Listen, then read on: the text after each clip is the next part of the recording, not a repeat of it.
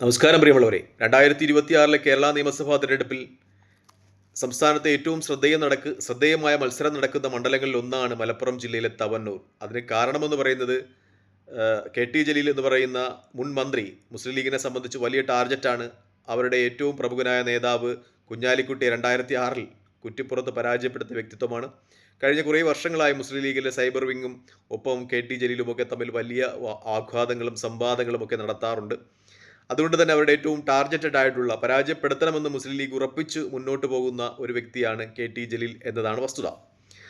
നമ്മൾ 2021 നിയമസഭാ തെരഞ്ഞെടുപ്പിൻ്റെ റിസൾട്ട് പരിശോധിക്കുമ്പോൾ കേവലം 2185 വോട്ടുകൾക്ക് മാത്രമാണ് KT ജലീൽ സാമൂഹ്യ പ്രവർത്തകൻ കൂടിയായ ഫിറോസ് കുന്നുംപറമ്പിലിനെ പരാജയപ്പെടുത്തുന്നത്. കടുത്ത മത്സരമായിരുന്നു. മത്സരത്തിൻ്റെ അവസാന നിമിഷം വരെ ഫിറോസ് കുന്നുംപറമ്പിൽ ലീഡ് ചെയ്തിട്ടുണ്ടായിരുന്നു. ഇടപ്പാളൊക്കെ എണ്ണുമ്പോഴാണ് ആ ലീഡൊക്കെ മറികടന്ന് 2185 വോട്ടുകൾക്ക് KT ജലീൽ വിജയിക്കുന്നത്. അതിലെ ഏറ്റവും പ്രധാനപ്പെട്ട പ്രത്യേകത എന്ന് പറഞ്ഞാൽ ഫിറോസ് കുന്നുംപറമ്പിലിൻ്റെ പേരിൽ തന്നെ ഏകദേശം 5-6ഓളം അപരന്മാരുണ്ടായിരുന്നു. അവരെല്ലാവരും കൂടി തന്നെ ഏകദേശം 800ഓളം വോട്ടുകൾ പിടിക്കുന്നുണ്ട് എന്ന് പറയുമ്പോൾ തന്നെ ആ മത്സരം എത്രത്തോളം കടുത്തതായിരുന്നു എന്ന ഒരു യാഥാർത്ഥ്യം നമുക്ക് വ്യക്തമാകും.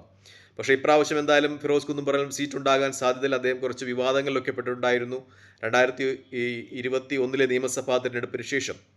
പക്ഷേ നമ്മൾ 2026 നിയമസഭാ തെരഞ്ഞെടുപ്പിലേക്ക് കടക്കുമ്പോൾ തവന്നൂർ മണ്ഡലത്തിൻ്റെ ഒരു സ്ഥിതിവിശേഷമൊക്കെ വിശകലനം ചെയ്യുമ്പോൾ മലപ്പുറം ജില്ലയിൽ ആകമാനം വീശിയടിച്ച ഒരു വലിയ തരംഗമുണ്ട് കഴിഞ്ഞ തദ്ദേശ സ്വയംഭരണ തെരഞ്ഞെടുപ്പിനോടനുബന്ധിച്ച്. ആ തരംഗം തവന്നൂരിൽ നിലനിൽക്കുന്നു എന്നതാണ് യാഥാർത്ഥ്യം. UDF അനുകൂലമായ വലിയ തരംഗം. 94 ഗ്രാമപഞ്ചായത്തുകളുള്ള മലപ്പുറം ജില്ലയിൽ 87ഓളം ഗ്രാമപഞ്ചായത്തുകളും UDF കയ്യിലാണ്.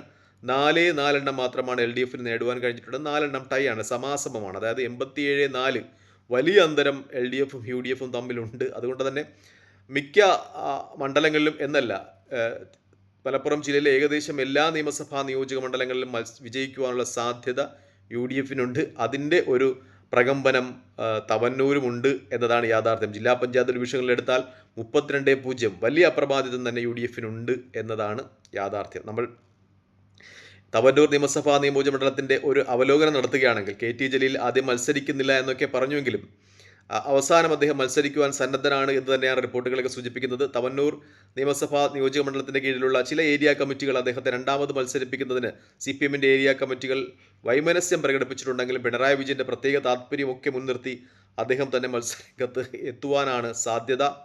UDF സംബന്ധിച്ച് 2 പേരുകളാണ് പറഞ്ഞു കേൾക്കുന്നത്. സന്ദീപ് വാര്യർ ഒന്നുകിൽ തന്നെ തവന്നൂരിൽ അല്ലെങ്കിൽ തൃശ്ശൂർ, അതുമല്ലെങ്കിൽ പാലക്കാട്, ഈ 3 മണ്ഡലങ്ങളിൽ മത്സരിക്കുവാൻ അനുവദിക്കണം എന്നാണ് ആവശ്യപ്പെട്ടിട്ടുള്ളത്. ഒപ്പം AM രോഹിത്തിൻ്റെ പേരും ഇവിടെ നിന്ന് പറഞ്ഞു കേൾക്കുന്നുണ്ട്.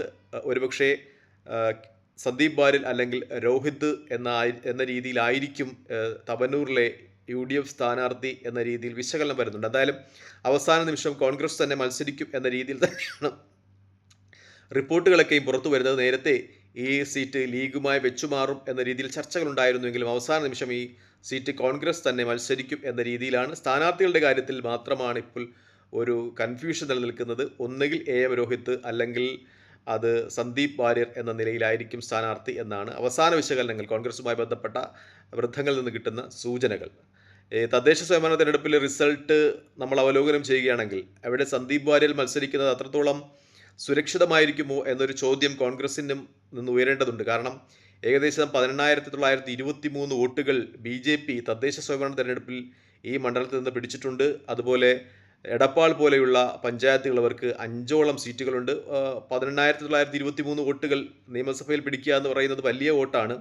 പ്രത്യേകിച്ചും സന്ദീപ് വാര്യർ ഈ മണ്ഡലത്തിൽ മത്സരിക്കുകയാണെങ്കിൽ ഈ വോട്ടുകളൊക്കെയും LDF വീഴുവാനുള്ള സാധ്യതയുണ്ട്. കാരണം പ്രത്യേകിച്ചും RSSൻ്റെ കേഡർ വോട്ടുകളാണ്. സന്ദീപ് വാര്യർ ഈ അടുത്ത സമയത്ത് നടത്തുന്ന RSS വിരുദ്ധ പ്രഖ്യാപനങ്ങൾ, അദ്ദേഹത്തിൻ്റെ സോഷ്യൽ മീഡിയ പേജുകളിലൂടെ നടത്തുന്ന RSS വിരുദ്ധമായ ചില പരാമർശങ്ങളൊക്കെ RSS പ്രവർത്തകരെയും BJP പ്രവർത്തകരെയും ചൊടിപ്പിച്ചിട്ടുണ്ട് എന്നത് യാഥാർത്ഥ്യമാണ്. അവരുടെ ഒക്കെ പ്രൊഫൈലുകൾ നോക്കുമ്പോൾ, അവരുമായിട്ടൊക്കെ വ്യക്തിപരമായി സംസാരിക്കുമ്പോൾ മനസ്സിലാകുന്ന ഒരു കാര്യം, അവർ ഒരുപക്ഷെ സന്ദീപ് വാര്യരെ ടാർഗറ്റ് ചെയ്ത് തോൽപ്പിക്കുവാൻ സാധ്യതയുണ്ട് എന്നതാണ്. അതായത് തവന്നൂരിനെ സംബന്ധിച്ച് BJPക്ക് ഒട്ടും പ്രതീക്ഷയില്ലാത്ത മണ്ഡലമാണ്. അതുകൊണ്ട് തന്നെ ഈ 18,923 വോട്ടുകൾ കിട്ടിയാൽ അവർ വിജയിക്കത്തില്ല. അതുകൊണ്ട് തന്നെ ഈ വോട്ടുകളിലെ ഒരു 10-50% LDF അനുകൂലമായി മാറിയാൽ അവിടെ സന്ദീപ് വാര്യർ പരാജയപ്പെടുന്നതിനുള്ള ഒരു സാധ്യതയുണ്ട് എന്നതാണ് ഏറ്റവും പരമപ്രധാനമായ ഒരു യാഥാർത്ഥ്യം. അതുകൊണ്ട് തന്നെ സന്ദീപ് വാര്യരെ സംബന്ധിച്ച് അദ്ദേഹത്തിന് സുരക്ഷിതമായ മണ്ഡലം BJP വിജയപ്രതീക്ഷ വെച്ചു പുലർത്തുന്ന പാലക്കാടോ അല്ലെങ്കിൽ തൃശ്ശൂരോ ആയിരിക്കും. കാരണം ആ സ്ഥലങ്ങളിൽ BJP വിജയിക്കുവാൻ ശ്രമിക്കുന്നത് കൊണ്ട് തന്നെ അവരൊരിക്കലും സന്ദീപ് വാര്യരെ പരാജയപ്പെടുത്തുവാൻ വേണ്ടി തങ്ങളുടെ വോട്ടുകൾ LDFന് അനുകൂലമായി മറിക്കുന്ന ഒരു സംവിധാനം ഉണ്ടാകില്ല. പക്ഷേ BJP താരതമ്യേന ദുർബലമായ ഒരു 10,000-10,000 വോട്ടുകളൊക്കെ കിട്ടുന്ന മണ്ഡലങ്ങളിൽ സന്ദീപ് വാര്യർ മത്സരിച്ചാൽ ആ വോട്ടുകൾ ഒരുപക്ഷെ BJP LDFന് അനുകൂലമായി മറിച്ചുകൊണ്ട് സന്ദീപ് വാര്യരെ പരാജയപ്പെടുത്തുവാൻ ശ്രമിച്ചേക്കാം. കാരണം സന്ദീപ് വാര്യരും VT ബലറാമും K മുരളീധരനും BJP RSSനെ സംബന്ധിച്ച് അവരുടെ ഹെഡ് ലിസ്റ്റിലുള്ള നേതാക്കന്മാരാണ്. അവരെ പരാജയപ്പെടുത്തുവാൻ വേണ്ടി അവരെന്തും നിലയും സ്വീകരിക്കും എന്ന ഒരു പ്രത്യേക രാഷ്ട്രീയ നിലപാടിൽ അവരെത്തിയിട്ടുണ്ട്. നമ്മൾ തവന്നൂരിലെ നിയമസഭാ മണ്ഡലത്തിലെ 7 പഞ്ചായത്തുകളിലെ ഒരു റിസൾട്ട് എടുത്താൽ, ഈ തദ്ദേശ സ്വയംഭരണ തെരഞ്ഞെടുപ്പിലെ റിസൾട്ട് എടുത്താൽ അതിൽ 6 പഞ്ചായത്തുകളും UDF നേടിയിട്ടുണ്ട് എന്നതാണ്. ആകെ ഇടപ്പാളിൽ മാത്രമാണ് അവിടെ LDFന് വോട്ടിംഗ് നിലയിൽ ലീഡുള്ളത്. പക്ഷേ അതും എടപ്പാൾ പഞ്ചായത്തിലെയും ലീഡ് വെറും 240 വോട്ടുകൾക്ക് മാത്രമാണ് എന്ന ഒരു പ്രത്യേകതയുണ്ട്. നമ്മൾ പഞ്ചായത്തുകളുടെ ഒന്ന് കണ്ണോടിച്ചാൽ കാലടിയിൽ ഏകദേശം 1800ഓളം വോട്ടുകളുടെ ലീഡ് UDFനുണ്ട്. വട്ടംകുളം പഞ്ചായത്തിൽ 2000ഓളം വോട്ടുകളുണ്ട്. മംഗലം പഞ്ചായത്തിൽ 3300ഓളം വോട്ടുകളുടെ ലീഡുണ്ട്. തൃപ്പരങ്ങോട്ട് 800 വോട്ടുകളുടെ ലീഡുണ്ട്. പുറത്തോട് ഏകദേശം 800ഓളം വോട്ടുകളുടെ ലീഡുകളുണ്ട്. ശതമാനക്കണക്കിൽ വരികയാണെങ്കിൽ UDF ഏകദേശം 45% വോട്ടുകൾ നേടിയിട്ടുണ്ട് തദ്ദേശ സ്വയംഭരണ തെരഞ്ഞെടുപ്പിൻ്റെ റിസൾട്ടിൽ.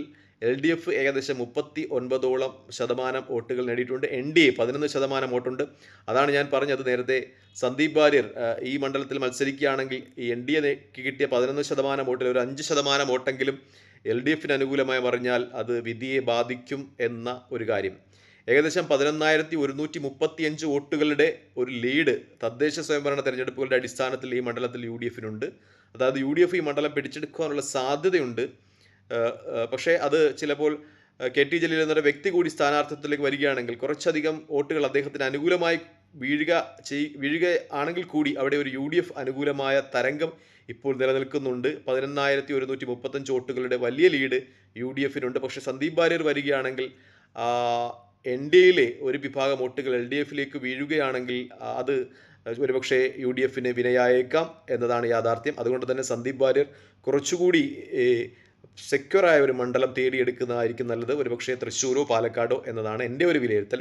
നമ്മൾ കക്ഷി നില എടുക്കുകയാണെങ്കിൽ തവന്നൂർ പഞ്ചായത്തിൽ UDF 11, LDF 8 എന്ന നിലയിലാണ്. കാലടിയിലാണെങ്കിൽ 13 UDF, 4 LDF. വട്ടംകുളം ആണെങ്കിൽ 13 UDF, 6 LDF. ഇടപ്പാളാണെങ്കിൽ 7 BJPക്ക് 5 സീറ്റുണ്ട്. ഈ പഞ്ചായത്തിൽ സമാസമമാണ്. ബാക്കിയുള്ള പഞ്ചായത്തിലൊക്കെ UDFൻ്റെ ഒരു അപ്രമാദിത്വം കാണാം.